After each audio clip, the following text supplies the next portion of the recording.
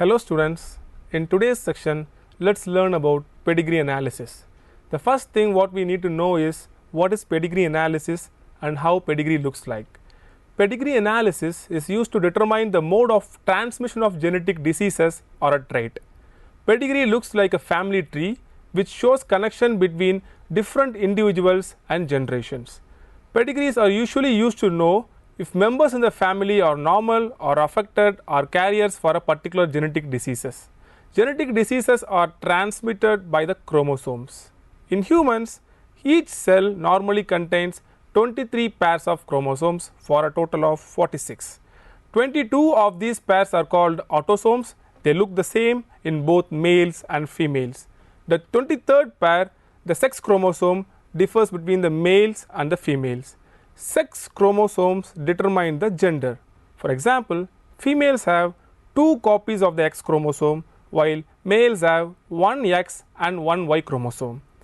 Autosomal traits are located on the non-sex chromosomes, whereas sex-linked traits are located on the sex chromosomes. You should remember that pedigrees are charts of family histories that show the phenotypes and family relationship of the individuals using symbols to represent each and every different family members. To understand pedigree, you should actually know about the key symbols used to explain the pedigree. Squares represent males, circles are females, horizontal lines between the square and the circles represent mating events, vertical line represents the next generation, specifically it shows the children. Sometimes in the unit the shapes are filled, and so if you could see a shape filled in or blacked out, then that blacked out shape denotes affected individual, which could be a male or female. Generations are depicted as Roman numerals. A digit stands for an individual in a generation. Identical twins are represented with slanting lines and a horizontal line between them.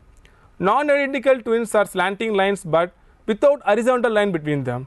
This is how symbols are used in pedigree chart to describe a family tree and shows the members of the family who are affected by a genetic trait.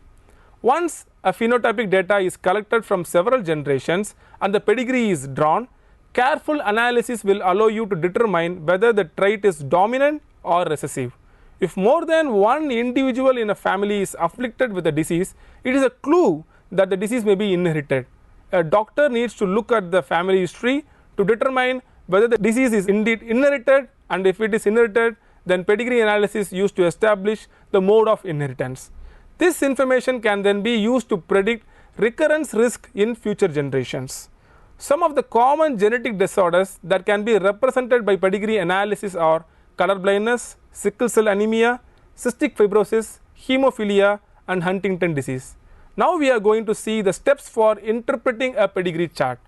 This chart shows 4 generations of a family with 4 individuals who are affected by a form of color blindness. Circles represent females and square represent males. We should know how to label the pedigree. Each individual is represented by a Roman numeral 1, 2, 3, 4, which stands for the generation in the family. Generation 1 is going to be the oldest, and generation 4 in this case is the youngest or the most recent generation. Digit within the Roman numeral stands for the individuals within the generation. For instance, female individual in the first generation will be denoted as Roman numeral 1 and Arabic numeral 1, and the male individual will be denoted as Roman numeral 1 and Arabic numeral 2. That's how we label the pedigree. A darkened circle or square represents an individual affected by the trait. The founding parents in this family are the female 1, 1 and the male 1, 2 in the first generation at the top of the pedigree chart. A male and a female are directly connected by a horizontal line, have mated and have a children. If you look in this pedigree, 3 pairs are parents in this pedigree tree: 1, 1 and 1, 2, 2, 2 and 2, 3, 3, 2 and 3, 3. Vertical lines connect the parents to their children. For instance, the females 2, 1 and 2, 2 are daughters of 1, 1 and 2, 2. In this pedigree, the unaffected founding mother 1, 1 and affected founding father 1, 2 are parents to 2 affected daughters 2, 1 and 2, 2. The affected founding daughter 2, 2 and the unaffected male 2, 3 who marry into the family have 2 offspring an unaffected daughter 3-1 and an affected son 3-2. Finally, this affected male 3-2 and the unaffected female 3-3 who marries in as an unaffected son 4-1. You have learned what a pedigree is and how to read a pedigree, and now you need to go ahead and know the 5 key clues for figuring out the modes of transmission in a pedigree. An unaffected individual cannot have any alleles of a dominant trait because a single allele of a dominant trait causes an individual to be affected. Individuals marrying into the family are assumed to have no disease alleles. They will never be affected and can never be carriers of a recessive trait because the trait is rare in the population. An unaffected individual can be a carrier of a recessive trait because 2 alleles of a recessive trait are required for an individual to be affected. When a trait is X-linked, a single recessive allele is sufficient for a male to be affected because the male is hemizygous, he only has 1 allele of an X-linked trait. A father transmits his allele of a X-linked genes to his daughter but not his sons. A mother transmits an allele of her X-linked genes to both her daughter and her sons. Next, to detect an autosomal dominant inheritance, the following rules must be satisfied. Traits should not skip generations. An affected person married to a normal person should have approximately 50% of offspring being affected. Distribution of the trait should be close to equal distribution among the sexes. To detect an autosomal recessive inheritance, the following rules must be satisfied. Trait often skips generation. Distribution of the trait should be close to equal distribution among the sexes. Traits are often found in pedigrees with consanguineous marriages. If both of the parents are affected, all of the children should be affected. Most affected individuals have normal parents. When a normal parent is married to an affected individual, all of the children are normal. If a normal person is married to an affected individual and 1 or more of the children is affected, then approximately half of the children should be affected. To detect a sex-linked dominant inheritance, the following rules must be satisfied.